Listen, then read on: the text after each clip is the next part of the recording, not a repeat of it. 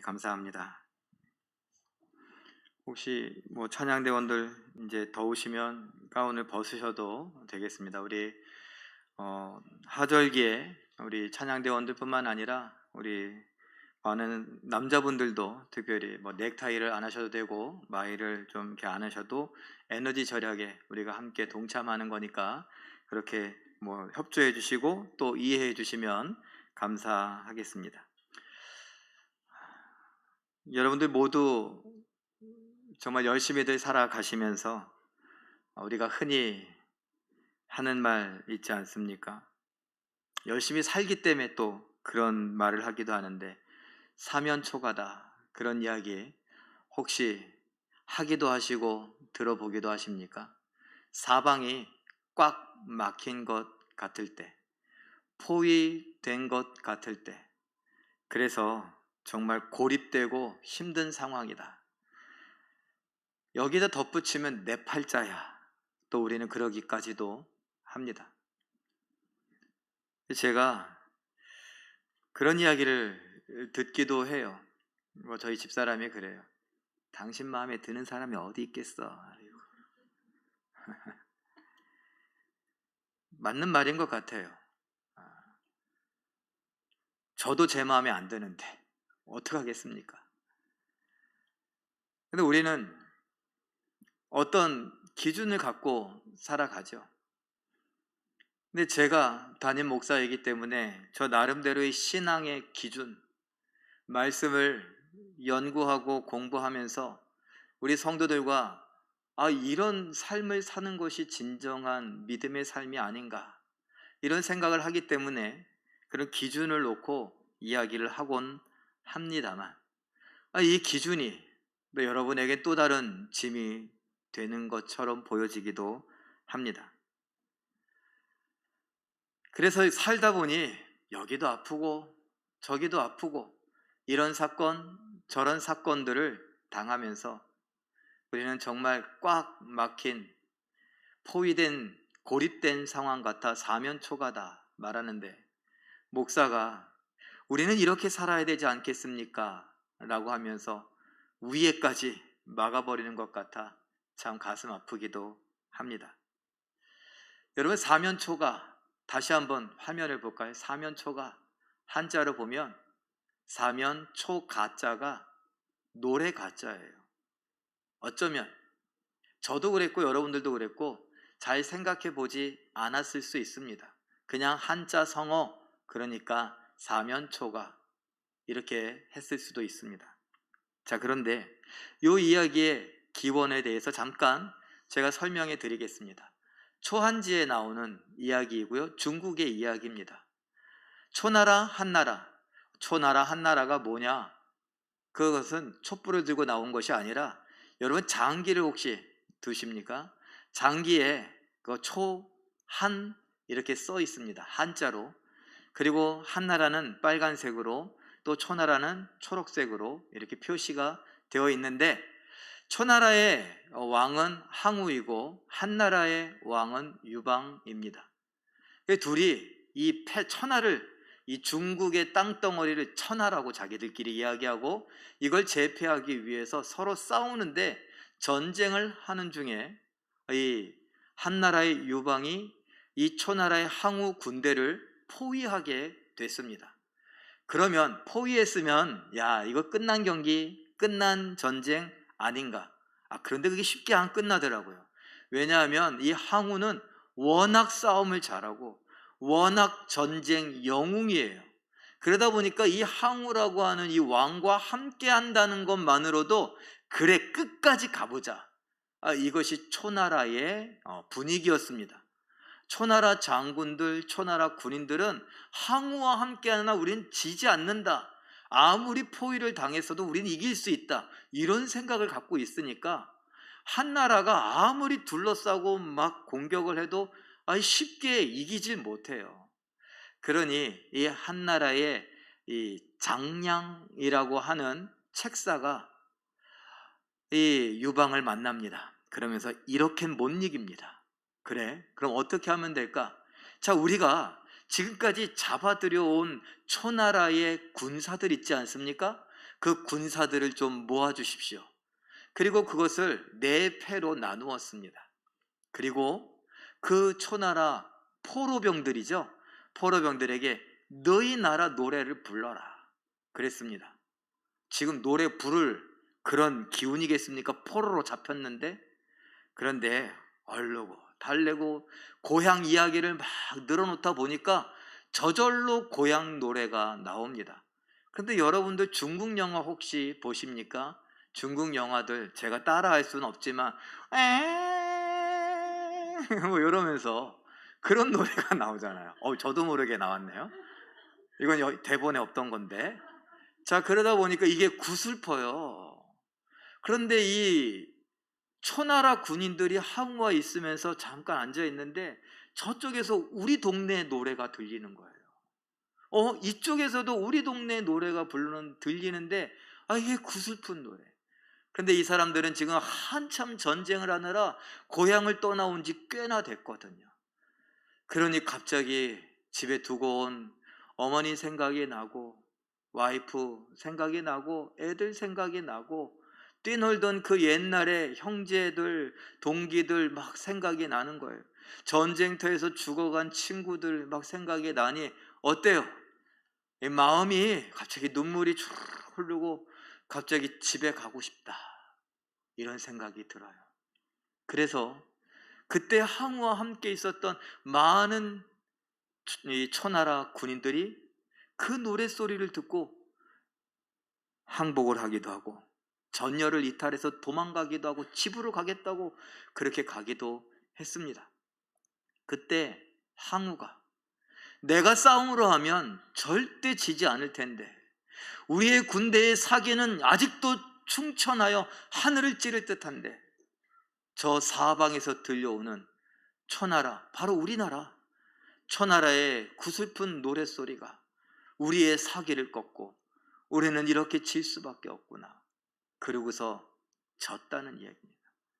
그때 항우가 했던 말이 사면초가, 사면에서 초나라의 노래가 들려온다 라고 해서 포위된 모습, 벗어날 수 없는 고립된 모습, 두려움, 힘든 상황을 사면초가다 라고 이야기를 했고 그것이 지금까지 전해져 내려오며 중국과 상관없는 우리들도 이것을 배워서 정말 꽉 막힌 것 같은 상황, 고립되고 힘든 상황을 사면초가다 라고 이야기하기도 합니다.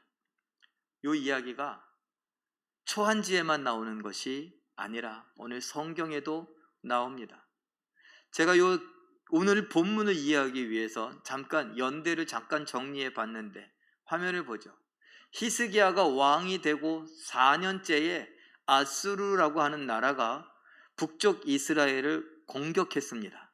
그러면서 많은 도시를 점령했고 마지막 수도 사마리아 성을 지금 애워싸고 있습니다.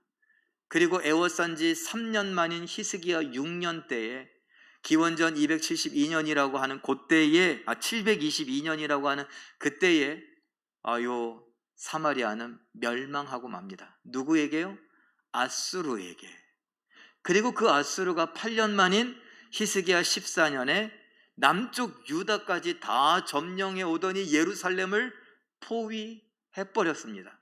어떤 작전하고 똑같아요? 북쪽 이스라엘 사마리아를 정복했던 그 작전과 똑같이 8년 만에 지금 남쪽 유다의 예루살렘을 둘러싸고 있으니 히스기야의 상황, 남쪽 유다 백성들의 상황이 꼭 초나라 항우와 같이 사면초가가 돼버리고 말았습니다. 완전히 포위됐던 것입니다. 아수르의 왕은 사네립 대왕이다 라고 말하고 대자가 붙은 것은 이 사네립이 많은 정복전쟁과 많은 업적을 아수르 입장에선 이루었기 때문에 사네립 대왕이다 라고 말합니다. 그가 거느려던 장군 중에 뛰어난 출중한 장군이 랍스터 아니고 랍사게라고 하는 장군입니다.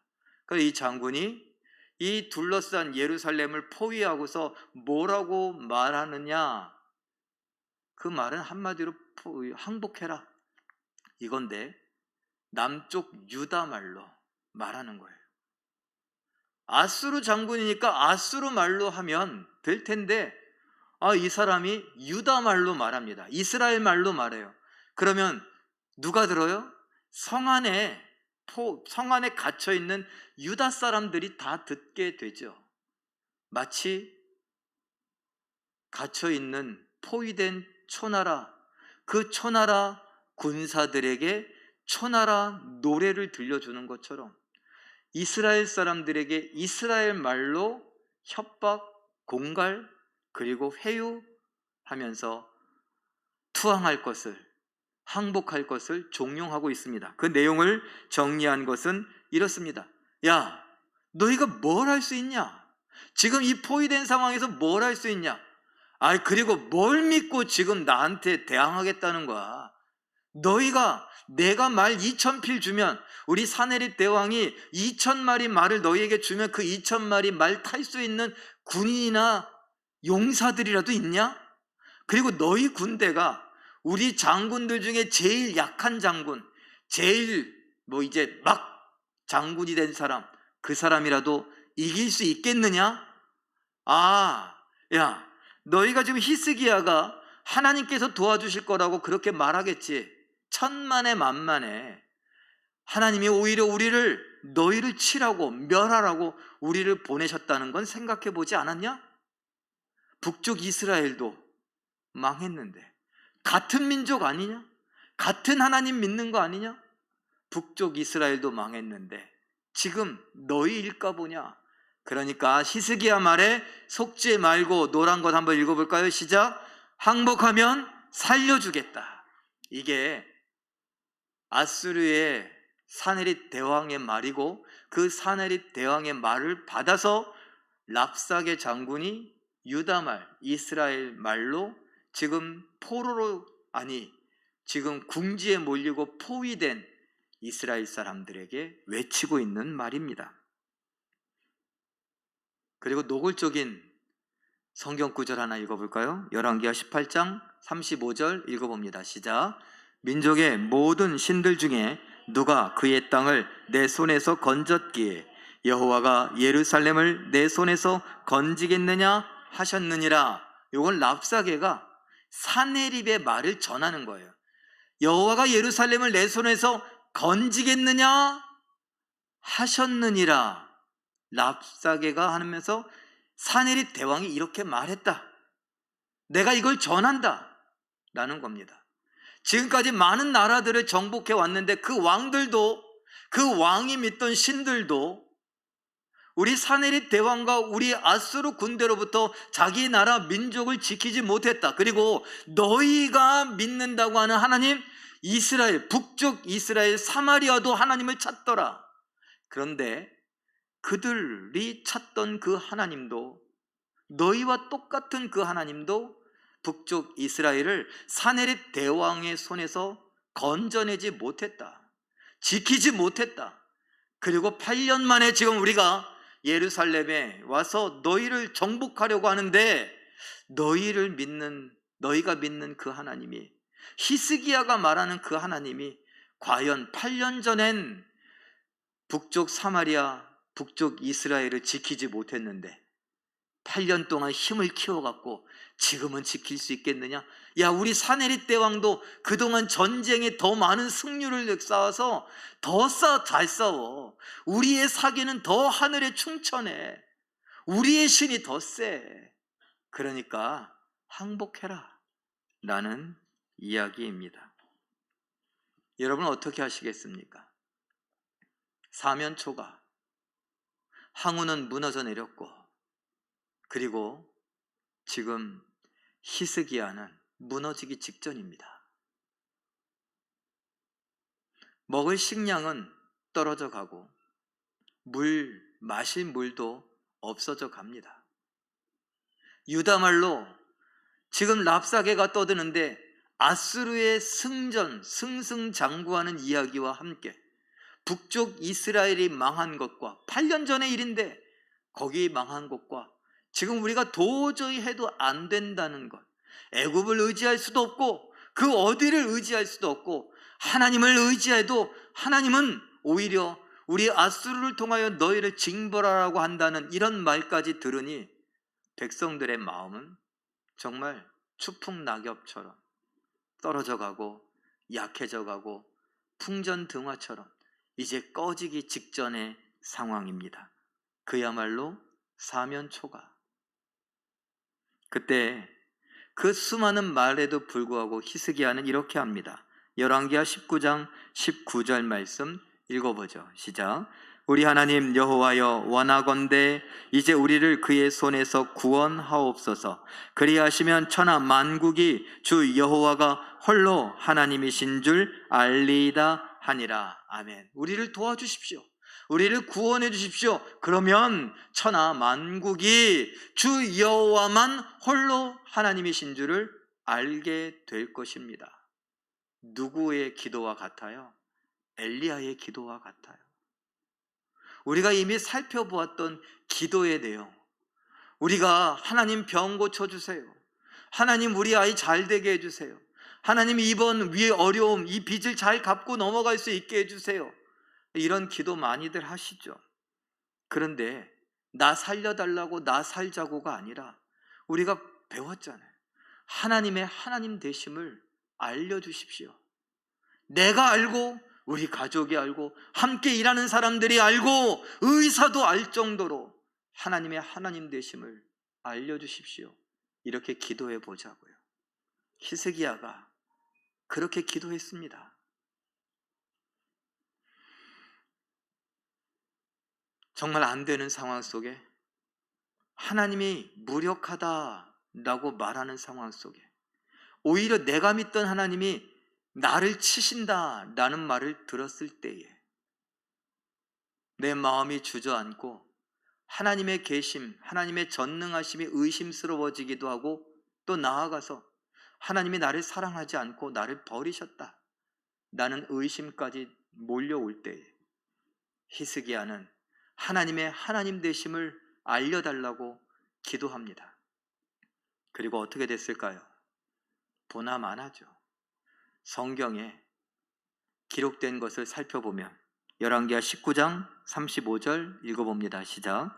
이 밤에 여호와의 사자가 나와서 앗수르 진영에서 군사 18만 5천 명을 친지라.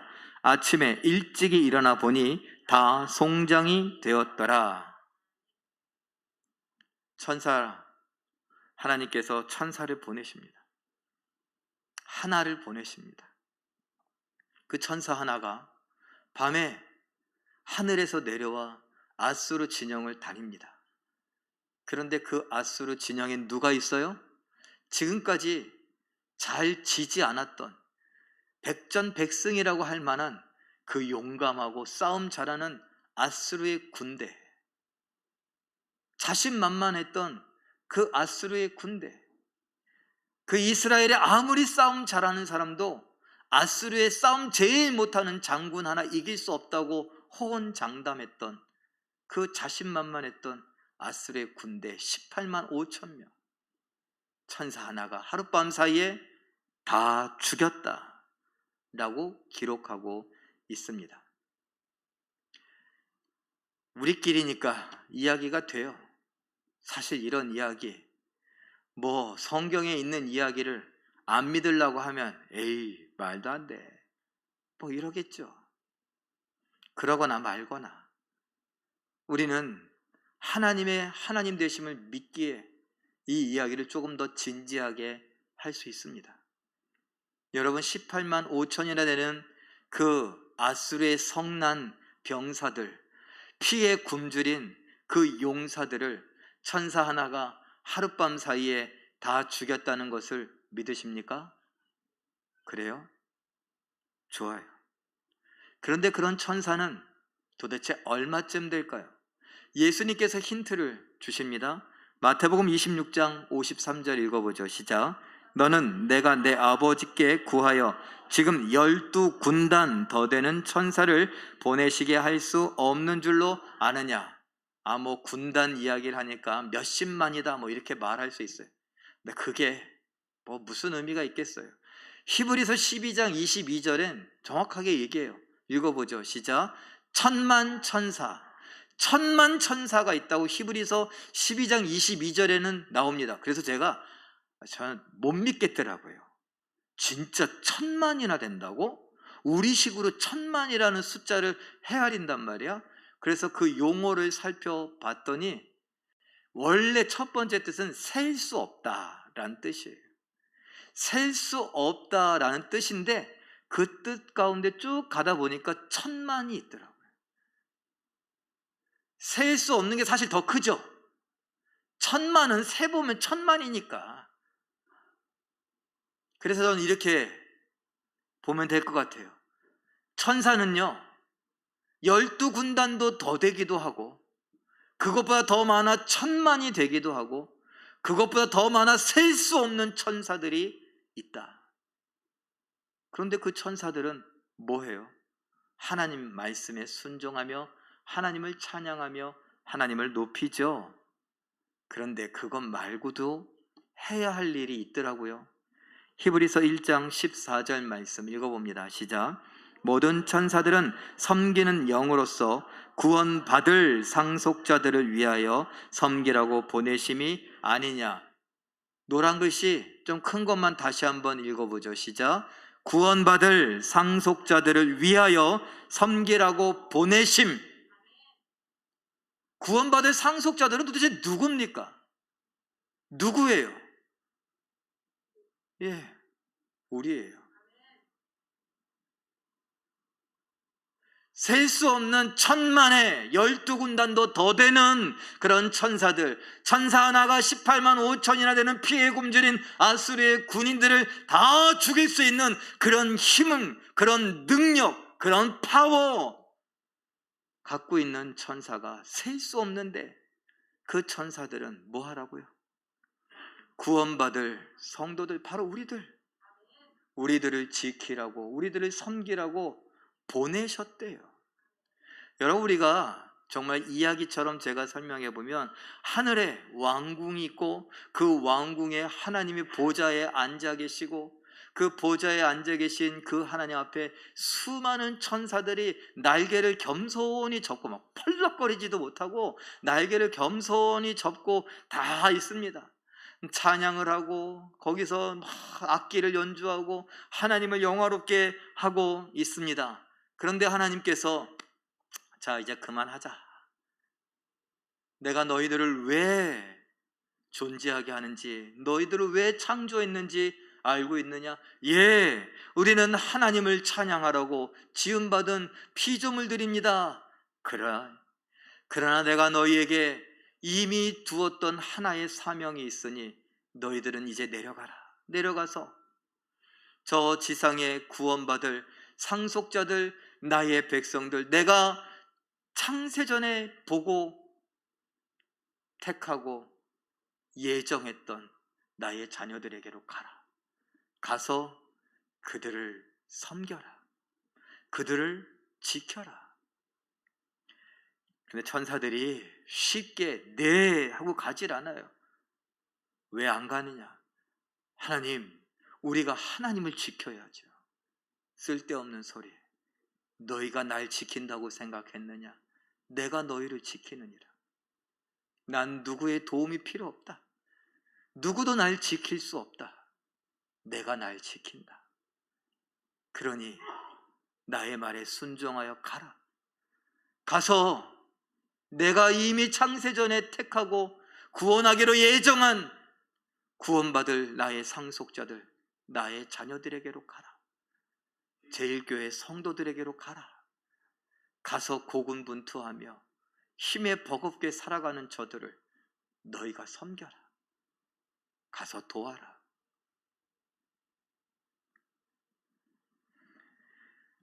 사랑하는 성도 여러분, 사면초가 이건 어쩌다 한 번 겪는 경험이 아닌 것 같더라고요. 저는 이제 올해 만으로 50세가 됐습니다. 그런데 50이면 어떻고 40이면 어떻습니까? 저도 50년 사는데 쉽지 않더라고요. 사면초가를 제가 어떻게 알았을까요? 여러분들이 어떤 단어나 어떤 의미들을 아는데 그것을 쉽게 아는 방법은요, 그 상황이 처하면 돼요. 제가 어릴 때 당구장에 갔습니다.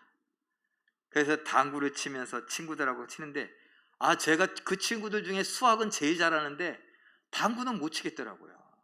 야, 뭐 이렇게 하면 돼, 뭐 이렇게 하면 돼, 공을 밑을 치면 돼, 위를 치면 돼, 옆을 치면 돼, 뭐 이렇게 해서 뭐 쿠션이 어떻고 막 이렇게 이야기하고 막 그러는데 화딱지가 나더라고요. 축구를 하거나 농구를 하거나 뭐 이런 게 돈 별로 안 들어가는 건 내가 훨씬 잘하는데 돈 내고 하는 거 이거는 못 하겠더라고요. 왜? 해본 적이 별로 없어서. 근데 친구들이 하는 말이, 야, 원래 당구는 게임비 내면서 배우는 거야. 돈 내. 진 사람이 돈 내라고 그러더라고요. 돈을 내다 보니까 눈에 불 켜고 하려다 보니까 이게 이젠 조금 길이 보인다, 뭐 이러기도 해요. 하다못해 그 게임 당구도 그러는데, 여러분, 저도 이제 50밖에 안 됐지만 살아가면서 많은 일들을 겪어 사면초가 이런 일들을 당하더라고요.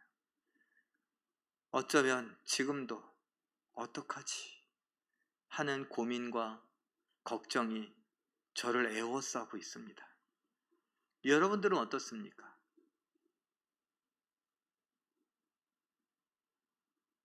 전 좀 나은 것 같아요. 왜냐하면 저는 그래도 목사를 한다라고 하니 신학교를 갖고, 제 친구들은 대부분 목사입니다. 그리고 제가 좀 까다로워서 저는 친구들 많지만 오는 건 이렇게 말리지 않지만 제가 잘 찾아가진 않습니다. 왜? 그 친구들도 저와 색깔이 좀 다르기도 하고 기준이 좀 다르기도 하고 믿음의 모습들이 좀 다르기도 하면 잘 못 어울리겠더라고요. 그게 까다로워. 그러다 보니까 저는 어떻게 보면 만나는 사람들이 좀 한정적입니다. 그 만나는 사람들이 목사입니다. 그러다 보니 믿음의 이야기, 말씀의 이야기, 교회의 이야기, 성도들의 이야기들을 하겠죠. 여러분들은요? 전도하라 그러면 그때는 전도할 사람이 없다, 다 교회 다닌다고 이렇게 말하시겠지만, 실제로 여러분의 삶 속에선 정말 다 예수를 믿고 예수를 열심히 믿고 은혜의 이야기를 더 많이 하고 하나님의 사랑의 이야기, 하나님이 어떻게 역사하시는가, 하나님의 하나님 되심의 이야기, 다윗의 이야기, 엘리야의 이야기, 모세의 이야기, 베드로의 이야기, 바울의 이야기, 이런 이야기들을 주로 나누십니까? 아니죠. 야, 보험은 어디가 좋대? 실손 보험 어느 게 좋은 거야? 야, 이제 우리가 이제 은퇴하면은 노후 대책을 해야 되는데 연금은 어떻게 해야 돼? 집을 마련하려면 재테크는 어떻게 해야 돼? 야, 어느 병원에 가면 내 이 무릎팍을 고칠 수 있을까? 허리 아픈 데는, 안과는, 치과는 어디를 가는 게 좋을까? 요즘에 어떤 드라마가, 어떤 영화가, 어떤 연예인이, 어떤 정치인이 어떤 말을 했는가, 이런 것에 더 관심이 많지 않으십니까? 그런 속에 우리는 어려운 일들을 당합니다. 목사인 저도 믿음의 이야기들을 많이 한다고 하고 믿음의 생각들을 더 많이 한다고 하면서도, 그러면서도 사면 초과를 당하게 되면은 어떻게 하면 좋을까? 그리고 염려하고 걱정하고 주저앉을 때가 있고 자책을 하고 아이고 내 팔자야 이러기도 하는데, 저보다 덜 믿음의 이야기들을 하고 믿음의 생각들, 고민들을 하시다가 사면 초과를 경험하면 얼마나 더 무너지시겠습니까? 게다가 제가 아까 얘기했죠. 하나 더 얹어서 목사는 이래야 된다, 저래야 된다 자꾸 이야기하니 신앙 양심의 가책까지 느껴서 더 힘들게 느껴지시진 않으십니까? 이렇게 살다간 안 될 것 같고, 이러다간 주저앉을 것 같고, 하나님은 없는 것 같고, 아니면 하나님은 나를 버리신 것 같고, 하나님이 어찌할 수 없을 것만 같고, 내 믿음이 헛수고인 것처럼 여겨지기도 하고, 그런 우리들에게 오늘 이 이야기가 의미가 있지 않을까 생각이 되는 겁니다. 정말 절체절명의 그 사면 초가를 경험하는 히스기야에게 자기 자신뿐만 아니라 온 백성들이 다 죽을 수 있거나 잡혀가거나 포로가 되거나 이 성이 불타버릴 수 있는 그런 상황 속에 하나님 우리를 구원하옵소서. 하나님만이 하나님 되심을 온 천하에 알려주시옵소서.